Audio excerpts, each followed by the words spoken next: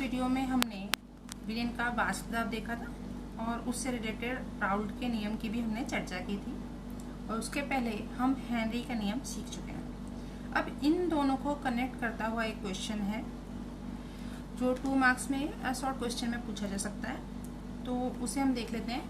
Question है, विलयन में गैसीय विलेय की विलेयता और द्रव विलयन का वाष्प दाब क्रमशः हेनरी और राउल्ट के नियम का पालन करते हैं या अनुसरण करते हैं, समझाइए।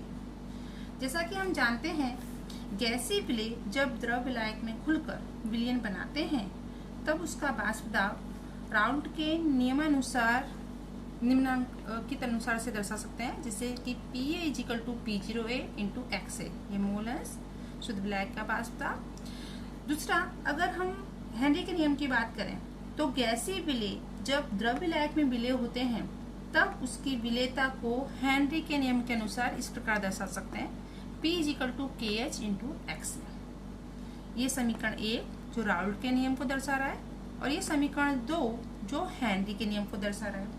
समीकरण 1 और 2 की तुलना की जाए तो आप देखेंगे स्थिरांक P0A और स्थिरांक KH दोनों भिन्न हैं, लेकिन वाष्पशील घटक और गैस के आंशिक दाब उसके मोल अंश के समानुपाती है। यहाँ पर भी ये मोल अंश के समानुपाती है और यहाँ पर भी विलेयता जो मोल अंश के समानुपाती है, जिसे हम कह सकते हैं कि आदर्श विलयन के लिए विलेय की विलेयता और विलयन का वाष्प दाब क्रमशः हेनरी और राउल्ट के नियम का अनुसरण करते हैं।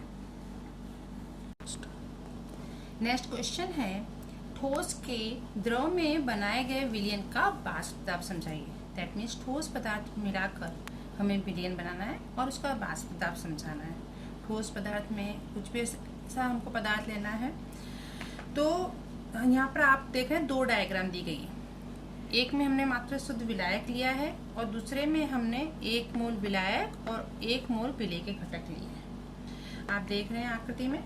अब किसी दिए गए ताप पर द्रव का वाष्पीभवन होता है तथा साम्य अवस्था पर वाष्प द्वारा द्रव की सतह पर डाला गया दाब द्रव का क्या कहलाता है? वाष्प दाब कहलाता है। शुद्ध द्रव जो होता है उसकी सारी सतह द्रव के अणुओं द्वारा घिरी होती है।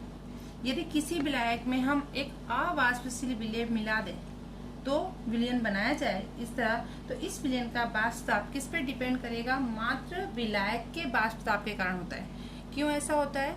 क्योंकि विलेय हमने जो लिया है यहाँ अवाष्पशील लिया है, तो यहाँ पर जो विलयन का वाष्पशील जो घटक हैं, जैसे शुद्ध विलायक है, यहाँ पर वाष्पशील घटकों के कणों की संख्या क्या होगी? ज्यादा होगी।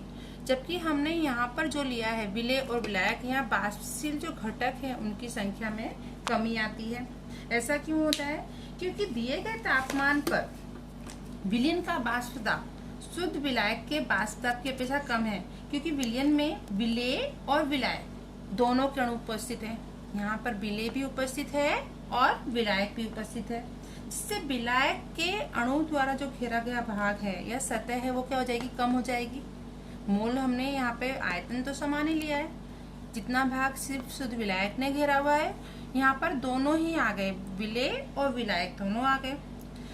विलेय हमने क्या लिया हुआ है? अवाष्पशील लिया है, तो उसका तो वाष्पीभवन होना नहीं है। सिर्फ किसका होना है? विलायक के घटकों का वाष्पीभवन होना है। तो वाष्प दाब में जो होने वाली कमी होगी वो किस पे डिपेंड करेगी? विलेय के घटकों की मात्रा पर।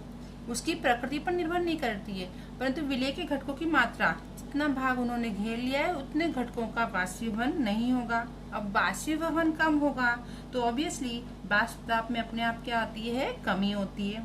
अब राउल्ट के नियम की बात करें तो राउल्ट के नियम अनुसार किसी विलयन के प्रत्येक वाष्पशील अवयव का आंशिक वाष्प दाब उसके मोल अंश के समानुपाती होता है। माना कि विलायक P1 का वाष्प दाब है और उसके मोल अंश है X1, तो क्या हो जाएगा? P1 ∝ X1।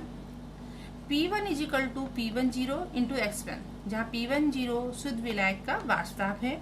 आप डायग्राम पर से भी देख सकते हैं, वाष्प दाब वर्सेज विलायक के मोल अंश का आलेख खींचें तो आपको इस तरह का आलेख प्राप्त होता है। तो यहाँ पर हम दे सकते हैं कि विलयन के वाष्प दाब में जो होने वाली कमी है वो किस पे डिपेंड कर रही है, विलायक के घटकों की संख्या पर, यानी विलायक के जितने विलेय के घटक हमने जितने लिए हैं उतने ही उनके वास्तव में क्या होगी, कमी होगी, क्योंकि विलेय है जो अवाष्पशील है और विलायक जो है वो क्या है, वाष्पशील है। आप देख सकते हैं डायग्राम में भी, यहाँ पर विलायक के घटकों का अधिक वाष्पीभवन हो रहा है और यहाँ पर वास्तव में आपको कमी देखने को मिल रही है। दैट मीन्स शुद्ध विलायक की अपेक्षा उससे बनने वाले विलयन के वाष्प दाब में कमी होती है। अपना नेक्स्ट क्वेश्चन है जो हमने लास्ट क्वेश्चन में पढ़ा उसी से रिलेटेड है। अवाष्पशील विलेय और वाष्पशील विलायक मिलकर जब विलयन बनाते हैं तो उसके लिए हमें राउल्ट का नियम समझाना है। अवाष्पशील विलेय बेटा जैसे हो सकते हैं सोडियम क्लोराइड, ग्लूकोज, यूरिया, शर्करा, ये सब अवाष्पशील विलेय हैं। आप नमक वाला पानी लेकर या जहाँ पर खारा पानी आता है बर्तन धो के रख दीजिए खारे पानी से और उसे धूप में रख दीजिए, आप देखेंगे उस पर क्षार जमा हो जाता है, क्योंकि पानी का भाग तो उड़ जाता है लेकिन क्षार उड़ता नहीं है, वो जम जाता है। यही हमारा अवाष्पशील विलेय और वाष्पशील विलायक। तो इसके लिए राउल्ट का नियम समझाना है, तो बिल्कुल ध्यान से देखेंगे। शुद्ध विलायक से बनने वाले विलयन का वाष्प दाब हमेशा शुद्ध विलायक की अपेक्षा कम होता है, क्योंकि वास्तव में होने वाली कमी मात्र विलेय के कणों की सांद्रता पर निर्भर करती है। मात्र किस पर डिपेंड करेगी, विलेय के कणों की सांद्रता पर। विलयन के वास्तव, विलायक के वास्तव एवं मोल अंश के बीच हम संबंध इस प्रकार दर्शा सकते हैं। P1 = x1 × P10, P1 = x1 × P10। यहाँ पर आप देख सकते हैं विलायक के वास्तव में होने वाली कमी तो हो ही रही है विलायक के वास्तव में, तो उसको हम दर्शाएंगे डेल्टा P1 से। इसलिए डेल्टा P1 = आप लिख सकते हो P10 माइनस P1। P10 तो एज इट इज है, P1 की वैल्यू क्या है, x1 × P10, तो इसको हम लिखेंगे x1 × P10। यहाँ पर से P10 कॉमन लेंगे, 1 minus x1, 1 minus x1 = x2। ये कहाँ से आया, बिकॉज x1 + x2 होता है 1, therefore 1 माइनस x1 = x2। तो you can write delta P1 = x2 × P10। तो ये हो गया हमारा समीकरण 1, 2 और 3। अब जिस विलयन में कई वाष्पशील विलेय हों उसके वास्तव में कमी विभिन्न विलेयों के मोल अंश के योग पर निर्भर करती है। तो हम समीकरण 3 को निम्नानुसार लिख सकते हैं। डेल्टा P1, ये P10 इस साइड ले जाएंगे, डेल्टा P1 / P10। यहाँ पर ये क्या है, x2, तो x2 की जगह यहाँ पर आ जाएगा आपका P10 minus P1 / P10, P10 minus P1 / P1, that is the x2 यानी मोल अंश। किसके मोल अंश, विलेय, तो N2, इसको x2 है तो यहाँ आ जाएगा N2 / N1 + N। अब अति मंद विलयन के लिए क्या होता है, N2 is less than N1। और इसी प्रकार वास्तव में होने वाली सापेक्ष कमी P10 माइनस P1 / P10 यह भी भिन्न भिन्न विलेय के मोल अंश के बराबर होती है। तो यहाँ पर P10 माइनस P1 / P10 आप क्या लिख सकते हो, N2 / N1, क्योंकि हमने N1 की क्या की है, N2 की क्या की है, अवगणना की है। तो यहाँ पर N1 + N2 की जगह आप क्या लिखोगे, N1।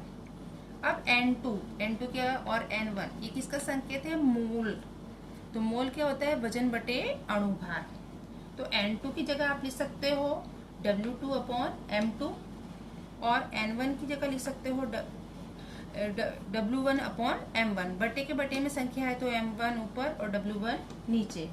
W1 और M1 यहाँ विलायक के द्रव्यमान और अणुभार बताते हैं, जबकि W2 और M2 विलेय के द्रव्यमान और अणुभार दर्शाते हैं। इस नियम का उपयोग करके हम विलेय या विलायक का अणुभार भी ज्ञात कर सकते हैं। तो ये नियम भी आपको अच्छे से तैयार कर लेना है।